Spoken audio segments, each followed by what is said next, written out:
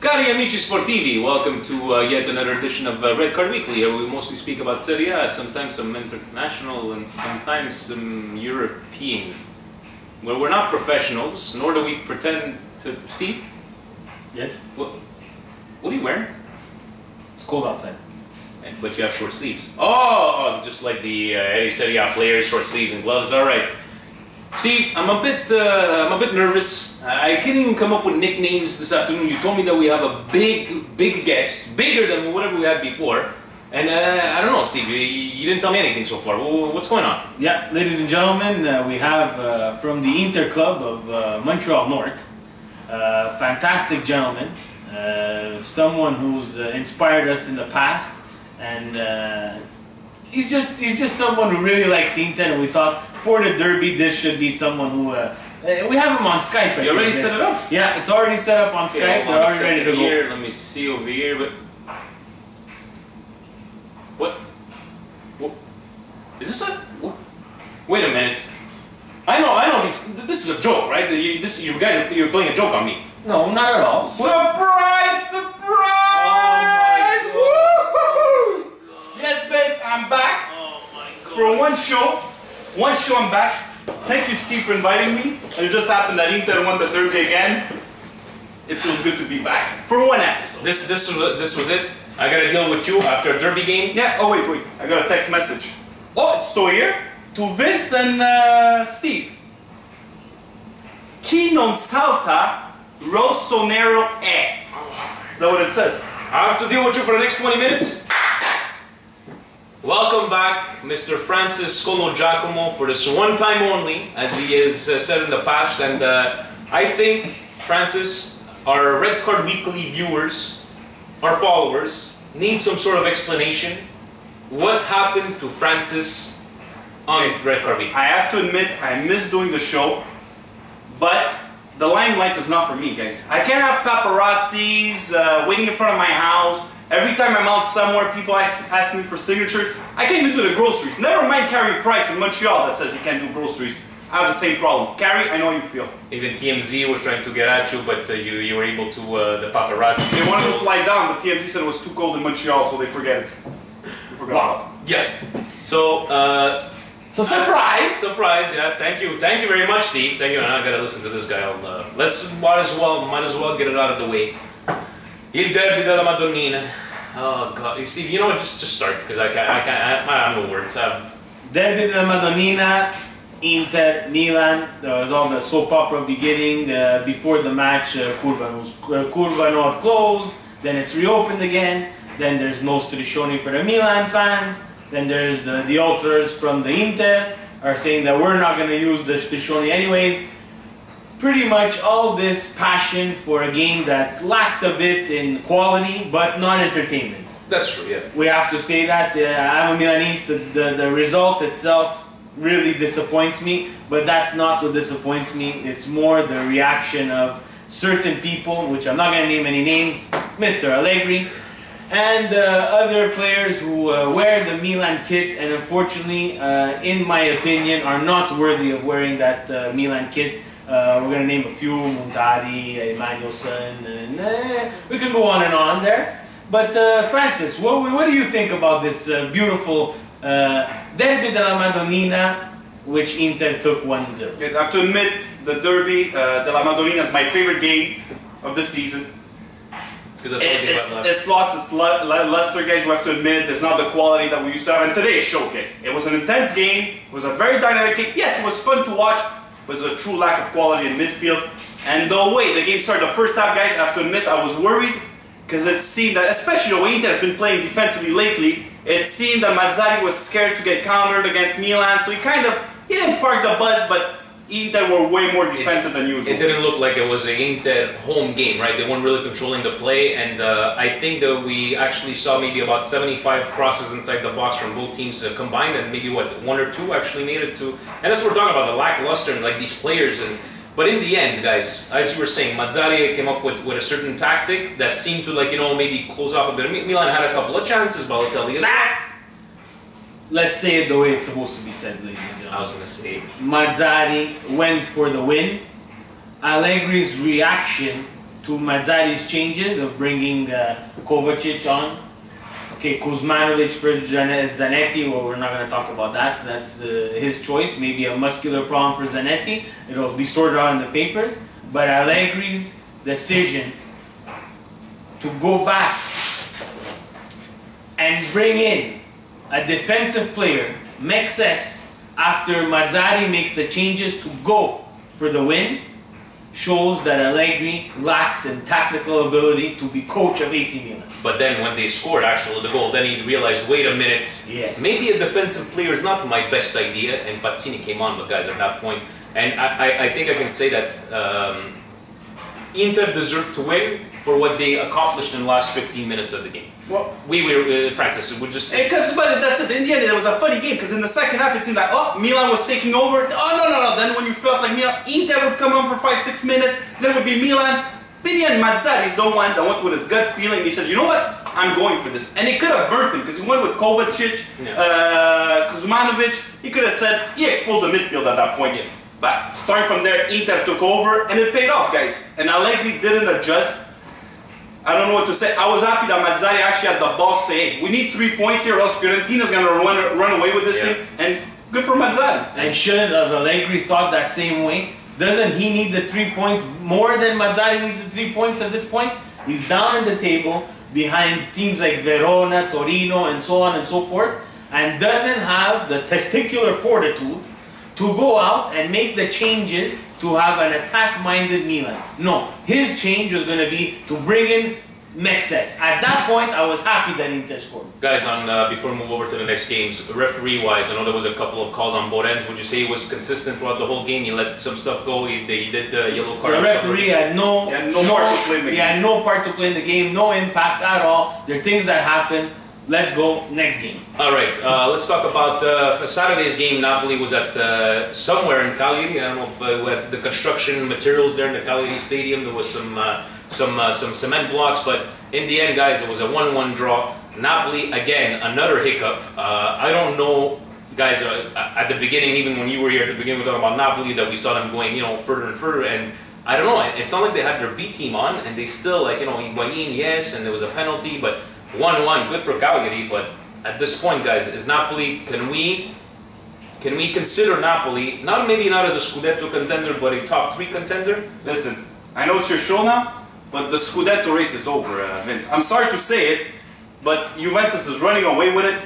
Napoli 1 week, like the way they destroyed Inter, I would think, okay, you know what? They don't have the Champions League hangover and everything, and then they come out with a performance like this, so Juve, they're just going to run away with the whole thing. You really think Juve, it's finished? I think it's finished. Because Juve, even when they play bad, they still get out of there with the 3 points. They've been playing bad against lower tier teams, Francis. It's 2 games in a row now they've looked impressive. Well, January 5th is a deciding time in the SerieA Campionato where it will be Roma versus Juventus. I can't wait to watch that game. Let's have Garcia and Conte go at it. Napoli is out of the Scudetto race. Now they're 10 points back. Yeah.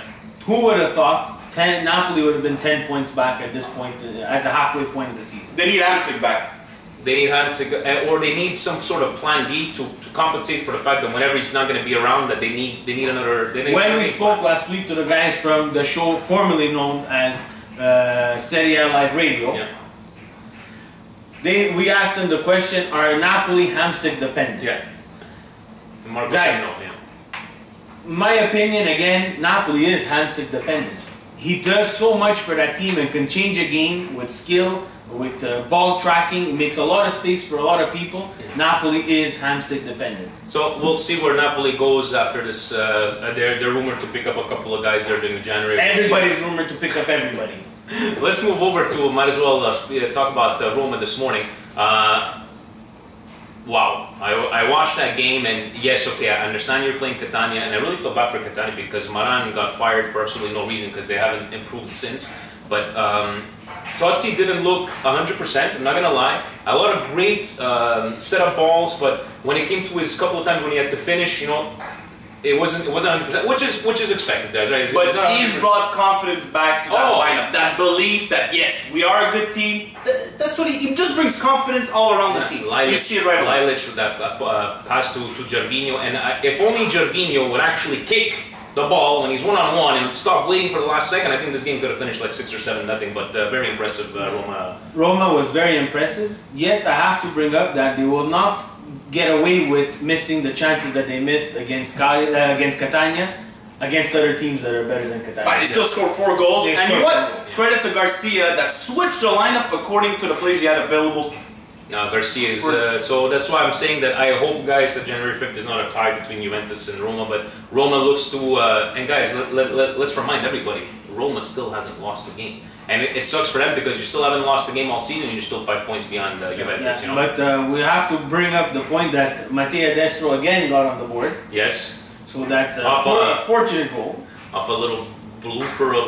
It was a AA blooper. Yeah. It's okay. It's Those things happen. And Catania, this is what happens when you sell your quality players and you're a low-level team.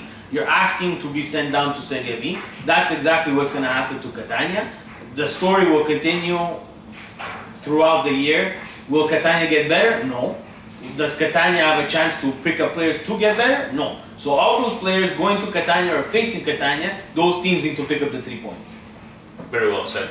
Guys, Juventus, can we say we're really surprised at today's result? I wasn't expecting like a blowout like that. I wasn't expecting an Atalanta win, but once again, do we talk about a fantastic Juventus or do we talk about a subpar Atalanta? At one point, Atalanta, when they reacted and they tied the game, I thought it would give Juventus like a run for their money. At that one point score, yeah. But now, since Piro's been gone, Juve is doing the job. And I know, like, they didn't qualify for Champions League. A lot of people were questioning Tevez and Llorente. But guys, I have to admit, I'm a fan of Tevez. Did you see the work rate this guy? He's involved in all the plays. Yeah. So, guys, they're not conceding many chances. Like I said, I mean, Juve is running with this thing. All right, that's your opinion. Juve's only enemy is Juventus themselves. If they come out today, Pogba, you saw the good and you saw the bad of Oh, Pogba. yeah. Very bad. Unfortunately, he's surrounded by quality where when he does bad things, he has so much quality that he could change it and turn, let's say, the rating that he would be getting for that game to a positive one, where you saw in his goal. But guys, Juventus against Atalanta, I'm sorry, that was it was an amazing performance to the point where like Francis said, at 1-1, I really thought that Atalanta was going to bust balls again, but Juventus have too much quality. It just wasn't meant to be, right? Pepito Rossi and the Viola gets it done once again, and 1-0 win. It doesn't have to be pretty. It doesn't have to be, you know, probably. It wasn't pretty. It wasn't pretty, but guys, these are the kind of games where you need a Fiorentina to come up with those 3 points, not to have a 0-0 away from home, but... Did you see who started today? Who started? Pizarro started, yeah. He actually did start, and they were saying that his first, he didn't have the greatest of games, but again, guys, they got it done, and wait until Gomez. I don't think Gomez coming into this lineup is going to backfire, guys, honestly. I just think they're going to keep on Francis. I mean, Rossi can't keep on going like that. Every game he can be scoring left and right. This game, he didn't play a great game. Yes, he's on the score sheet. Is he starting to get a little tired? Maybe, maybe not. But he wasn't dominant today. Maybe it would have been good to have a Gomez, just to have that option available to you, just to change the dynamic of the team. Fiorentina might have needed that. We asked last week our friends there, do you see Fiorentina having the capability to do top 4? Top 4, yes, with Inter. I mean, Fiorentina and Inter have to show some consistency, and the team's going to be most consistent, going to get that 4th spot. But in the end, do they want that 4th spot? No, they're all fighting for a Champions League spot. Exactly. Which... yeah. Let's finish off with Lazio. Guys, they were a better team then. I know Petkovic. They were a better team today. I know Petkovic came out and said, you guys saw him saying that they were the better team. Guys, you lost 4-1 to... Yes, okay, I get it. It's Verona. They're on a hot streak. Luca Toni is scoring those headers left, right, and center. But something has to happen, guys. Listen, Candreva was playing well. Candreva is still playing well. Candreva should want out because he's going to ruin his career at Lazio, because this is the most boring team in SerieA. And the problem is, I think there's something going on with Hernanes. He's not happy with his contract. And you know what? Lazio without Hernanes, it's sad to say, there's nobody in that midfield that could turn the game around. Yeah, that's true. So I don't know, guys. Lazio, can they make Europe next year, top 6? Listen, I think it's in their best interest not even to make Europe. Or guys, let me rephrase this way. Do we still stick with our thoughts of Verona like gonna like lose a step at some point and not finish in the top 8? Well, Verona, the surprise of Verona at one point, people have to start figuring them out. Yeah. So yes, they will slow down. Yeah. But the thing is that the other teams right behind them, like Torino, are the same. They're winning, they're losing. They're winning, they're losing. So nobody's really getting in a run to really scare Verona at this point. But yes, they will slow down. They will slow down. Guys, Verona, just to add something, Verona is an injury or two away from completely falling down the table. They don't have the depth. At this point, they're very lucky they don't have those injury problems. But guys, Lazio, it's a mental problem. I think the team doesn't believe in themselves anymore, and they don't believe in Petkovic anymore. They don't have a leader. no. They don't have. Hernandez was that leader, but right now he's not playing. Exactly. Candreva can only do so much. Marchetti can only do so much. Klose can only do so much, but only when he has service. And if he has no Hernandez and no Candreva giving him service in the box, there's no Klose. And just to say, I'm not blaming Marchetti, but this is not the Marchetti from last year that was robbing games. That's true. That was robbing points. That's definitely true. But if you would get 4 goals scored on you pretty much all year round, you would lose a bit of motivation as well. Guys, Maybe a change for Marchetti is good. definitely. Before we get into our red cards of the week, I'm going to name off a couple of transfer rumors, and you tell me yes or you tell me no. One-word answers. Do you believe it or do you not believe it? I just want to say one thing. I don't want to cut to your whole thing there, but I'm going to talk about transfers. I want to talk about Tohir. Because at Inter, when Tohir came, we're talking about names like Lavezzi, Pastore, Lucas, and now slowly, other names are being thrown out. We're starting to sell, and now there's names like Pinilla, Maher, a 20-year-old kid. All these 20-year-old kids have no clue where. No. But if Inter wants to move to the next step, they have to spend on real players, dynamic players, impact players. To me, it seems right now that maybe we got shafted, and Tohir doesn't have the money that we thought he had. Okay, so let me redo my little Sorry, I here. ranted. Give me one player that you unbiasedly think Inter will acquire in January. The only possibility, I think, with the Guarin sale, Steve brought it up, is if Inter sells Guarin, they want to probably use part of that money to get Lavezzi. I see Lavezzi, Mazzari together. That's the only You give really. more credibility to this Yes. transfer. Okay, Steve, if you unbiasedly, Milan, one player that you think would do good for us and is actually attainable with no money, obviously. Jesus. Jesus, because When Jesus plays for Inter, huh? No, Yeah, I want the real Jesus. okay. I want the real Jesus. I want the Babo Natal, the Jesus that's in the little presepio that at Christmas time you take out the blanket and that's the guy who's going to help us. Because Milan, if their transfer rumors are actually true, I'm going to start crying right now. Because Nainggolan is not the answer. No. Another, no offense to Nainggolan, great player for Cagliari, Fantastic player. but not a player of Milan stature. And to give up on a youth like Cristante for Nainggolan, it's not in the plans. This plan for Milan was a youth movement. As soon as things started to magically get better, where we finished 3rd place, the curse started. We don't believe in Cristante anymore. Saponara, we don't believe in him until Allegri has the bright idea to start him in the Derby della Madonnina.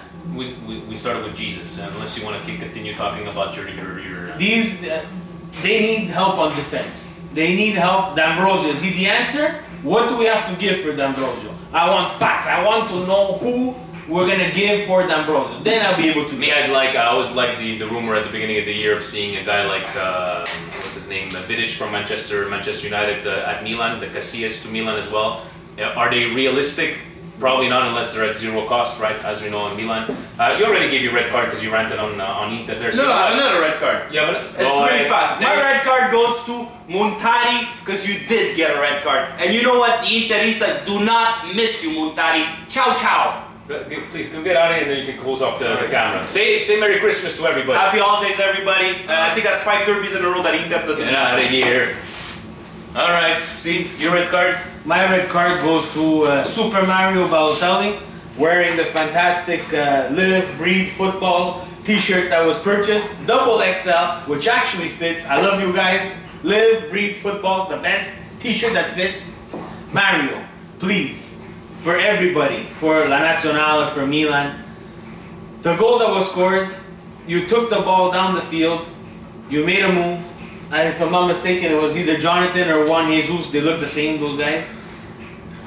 A little foul, a little push, you tumbled on the floor again.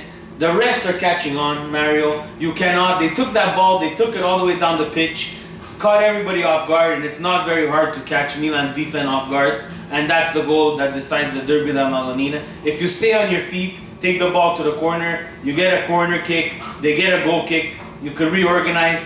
It's going to happen. It's going to happen in the Nacional. He's going to get fouled a lot. It's going to happen in the SerieA. It's going to happen in the Champions League. The refs will not give you that call anymore because you're taking it to another level and you're trying to take the refs as idiots. Very well said, actually. Like, excellently said. My red card goes to Rafa Benitez coming out after the game saying that he blamed the poor pitch for the performance. Rafa, I believe you trained on this pitch the day before. I believe that the other team plays on the same pitch as you. It's okay to hear, your fans I think would like to hear more like, you know what, we didn't play very well, I'm disappointed a little bit, we'll go back at it the next game. But they were the better team. But they